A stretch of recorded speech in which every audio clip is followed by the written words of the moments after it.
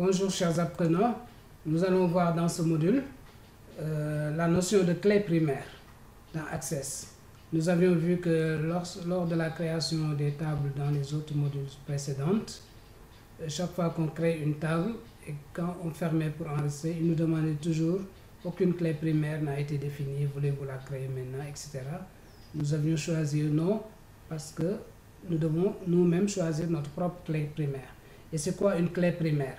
Une clé primaire est un champ ou une combinaison de champs qui désigne de manière unique chaque enregistrement dans une table. Une clé primaire est un champ ou une combinaison de champs qui désigne de manière unique chaque enregistrement d'une table. La clé primaire permettra d'établir des relations par défaut entre tables. D'autre part, elle accélère l'extraction des données. Et cette clé primaire permettra aussi dans Access d'établir des jointures entre les tables. Donc, si je reprends, une clé primaire est un champ ou une combinaison de champs qui désigne de manière unique chaque enregistrement d'une table. La clé primaire permettra d'établir des relations par défaut entre tables et d'autre part, elle accélère l'extraction des données. Cette clé primaire permettra aussi dans Access d'établir des jointures entre les tables. Exemple de clé. Code client par exemple, dans une table client, code client qui permet d'identifier de manière unique un client, numéro de sécurité sociale, référence d'un produit, etc.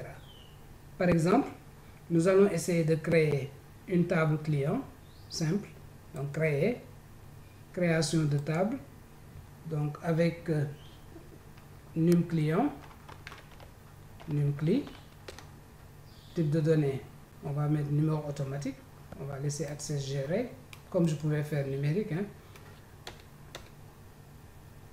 PrenCli, le prénom du client, texte, NoCli, le nom du client, texte, adresse CLI, texte. Voilà, c'est bon pour le moment. Après, on peut ajouter d'autres données comme téléphone ou autre. Maintenant, si je regarde ici, le numéro du client doit être le champ qui doit être en clé primaire. Donc, si je veux appliquer une clé primaire sur le numéro du client, je clique dessus et dans création, outil de table, là, si le ruban est affiché, on voit outil de table, création, ça c'est le ruban. Donc si le ruban est affiché dans création ici, par défaut, je vois clé primaire. Donc je clique sur clé primaire. Sinon, si je suis sur cette ligne, si je fais clic droit, je peux voir aussi clé primaire. Donc je clique sur clé primaire, il ajoute une petite clé là. Donc ça veut dire que une fois qu'on a appliqué la clé primaire, si nous regardons les propriétés du champ numéro du client ici, dans indexé, oui, sans doublon. Donc ça veut dire que deux clients ne peuvent pas avoir le même numéro.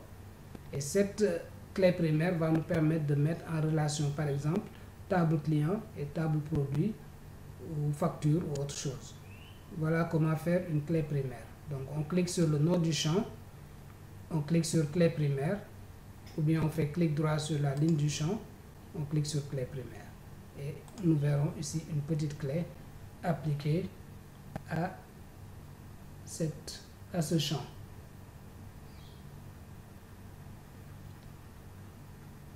Donc si vous ne définissez pas vous-même une clé, Access propose lors du premier enregistrement toujours de la table de la rajouter. Il rajoute un champ contenant un incrément automatique, un numéro automatique quoi. Donc pour éviter ça, c'est à nous après de faire comme on vient de faire, cliquer sur le champ voulu et d'ajouter nous-mêmes notre clé primaire. On peut ajouter aussi, on peut sélectionner plusieurs lignes pour les mettre en clé primaire. Donc on peut voir une ligne ou plusieurs lignes. Donc pour une clé primaire composée, il est conseillé de créer une clé primaire nommée manuellement dans la fenêtre des index et de choisir les champs ainsi que l'ordre d'intervention de ces champs clé primaire. Maintenant, je peux aussi appliquer une clé et après vouloir l'enlever, supprimer. Donc, si j'active le ruban, outil de table création, ici par exemple, je peux décocher clé primaire. Voilà, la clé disparaît ici. Donc j'enlève la clé. À tout moment, je peux recliquer pour mettre la clé. Maintenant, si c'est plusieurs champs, je sélectionne en maintenant la touche contrôle du clavier enfoncé ou bien Shift. Voilà, je sélectionne les lignes. Comme ça, je fais glisser et je clique sur clé primaire. Donc je vois les deux clés. Donc je reprends. Si j'ai plusieurs champs que je veux mettre en clé primaire, comme ces deux champs-là, je sélectionne les lignes enfoncées, je fais glisser la souris et je clique sur la clé. À tout moment, pour enlever, je clique sur la clé. Maintenant, nous, c'est numéro client seulement, je clique dessus, clé primaire. Voilà. Donc voilà comment mettre une clé primaire. Donc sans doublon veut dire, si nous regardons en bas, indexé 8, sans doublon, deux enregistrements dans cette table ne pourront pas avoir la même valeur dans le champ déclaré en clé primaire.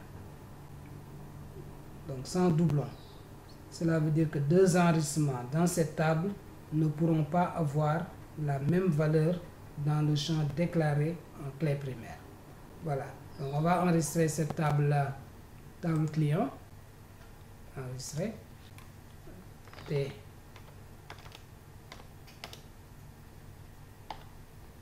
Table client. Voilà. On va fermer. On va créer une deuxième table facture par exemple. Créer. Création de table. Donc ici on a NumFact, numéro facture. Type de données, on va mettre numéro automatique.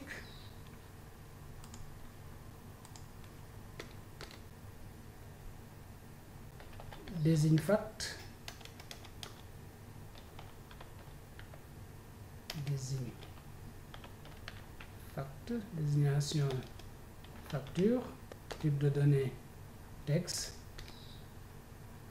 QT com, quantité commandée. Date numérique, quantité commandée numérique. Prix unité, prix unitaire numérique. Date fact, date facturation, c'est de type date. Donc là je choisis type date parce que c'est une date. Et là on a vu la dernière fois le format. Donc format, je peux choisir date abrégée pour ne pas encombrer parce qu'il y a date générale, date complète avec le jour, le mois, l'année, etc. Date réduite, date abrégée. Donc je vais choisir date abrégée qui va utiliser ce format-là avec des slash.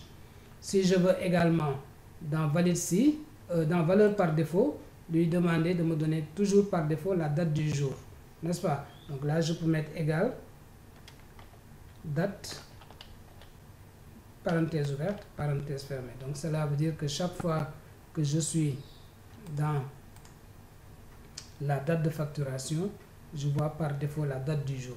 Mais je peux modifier. Donc n'oubliez pas qu'on peut changer les en-têtes de colonne. Donc NumFact, dans sa légende, je mets numéro facture. Ce sera plus lisible. Désigne fact, dans sa légende, je désignation seulement. Quantité commandée ici, dans sa légende, au lieu de QT com, je mets quantité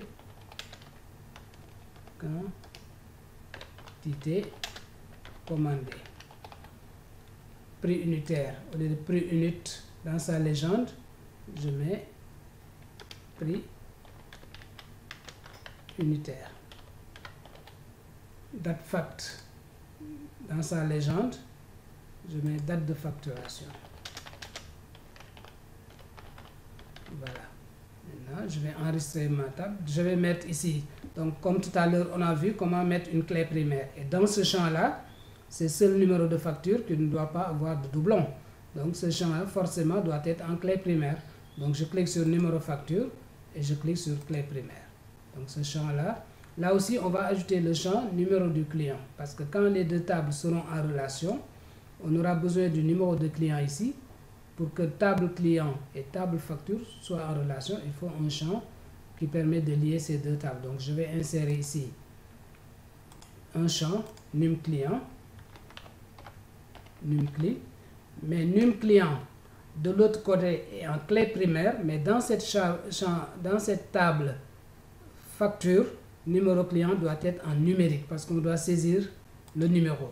Mais là-bas, lors de la création, parce qu'avec la table client ici, numéro client est en clé primaire, est en numéro automatique parce qu'on incrémente, on est en train de créer un client. Mais comme le client est créé déjà, il existe, dans table facture, le client existe déjà, donc on va mettre champ numérique pour permettre la saisie du numéro. Donc ce ne sera pas en clé primaire. Ce ne sera pas aussi en numéro automatique. Donc numéro facture clé primaire, et là on laisse num client. Donc je peux ajouter dans sa légende numéro du client.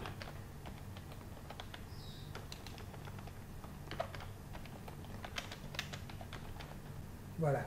Maintenant, on va enregistrer la table facture. Voilà, donc nous avons vu comment créer des clés primaires sur des tables, bien sûr des champs donnés pour la table déterminée. Donc chaque fois une table peut avoir une clé primaire. Et pour rappel, la clé primaire est indispensable pour certaines tables et c'est un champ ou une combinaison de champs qui désigne de manière unique chaque enregistrement d'une table. La clé primaire permettra d'établir des relations par défaut entre tables et d'autre part, elle accélère l'extraction des données. Et cette clé primaire permettra aussi dans Access d'établir des jointures entre les tables. Donc nous verrons dans le prochain module comment mettre en relation ces tables en utilisant également les clés primaires pour ces jointures-là.